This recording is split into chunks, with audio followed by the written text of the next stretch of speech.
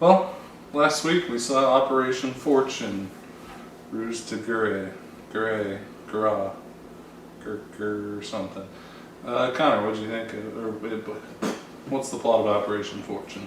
Operation Fortune stars Jason Statham, Aubrey Plaza, and the guy who looks like Paul Bettany as they convince a movie star to work with them to try to overthrow a billionaire arms dealer's plot. And it turns out there's some other intrigue with some hackers who want to destabilize the economy so that gold becomes worth a lot of money, a la Goldfinger, and a la Unbearable Weight of Massive Talent. This is the new Guy Ritchie movie. So Aiden, what did you think of the new Guy Ritchie movie, Operation Fortune? It's okay. It's good. It's about that. It's very safe and average. I got halfway through and I was like, this is just the Unbearable Weight of Massive Talent with more steps. And it is. I mean, Unbearable Weight of Massive Talent has a more interesting framing with the movie star being the protagonist. And, it's a fun enough, light action comedy spy thriller thing. But it's kind of safe and generic. The last couple Guy Ritchie movies had a bit of an edge to them. This one's pretty safe feeling. I went to the theater to see this, like an actual theater with people in it, unlike usual. And it was me and 3 extremely old people who had a blast. It's very safe, a little bit bland. The concept is, it's a less interestingly framed The Unbearable Weight of Massive Talent. The action is fun enough. It's fine. It's completely fine. I think it's kind of just safe and forgettable, if anything. I don't have a lot to say about it. Connor, what'd you think of Operation Fortune? Operation Fortune is an alright Guy Ritchie movie. Guy Ritchie can be kind of hit or miss. I wouldn't say this was a miss. This was okay. It's perfectly fine for what it is. The action with Jason Statham was pretty fun.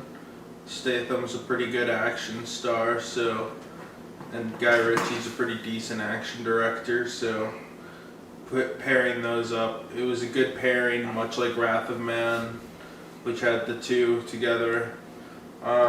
So their kind of encore picture had good enough action. It kind of felt like a really, really light James Bond movie, or like almost like a Roger Moore James Bond movie, with the plot of Unbearable Weight of Massive Talent. Like if Unbearable Weight of Massive Talent was a Roger Moore James Bond movie. That's kind of the vibe I got. Yeah. It's alright. It's safe. It's kind of cookie cutter, but it definitely doesn't reach the heights of the last 2 Guy Ritchie movies, which I liked quite a bit, being The Gentleman and not Unbearable Weight of Massive Talent, and Wrath of Man. Both of which relied heavily on their stars, really did justice to McConaughey and Statham, and felt like the roles were tailor-made for them. Here, I don't think anyone particularly steals the show like Statham and McConaughey in the previously mentioned films. It's just, it's fine. It has a decent ensemble. I don't really feel a need to return to this film or return to this world, but you know, Guy Ritchie didn't disappoint per se. He just didn't hit it out of the park like I thought his last two films did. Yeah. So Hayden, would you recommend Operation Fortune? Yeah, I guess. I don't know, like I said, it's pretty safe. Little middling. I like it enough to recommend it, but it's not a mind-blowing experience, and it might be better as like a Amazon rental or whatever streaming service this eventually ends up on. It's tailor-made for the red box, let's be honest It here. does kind of feel like a Redbox movie.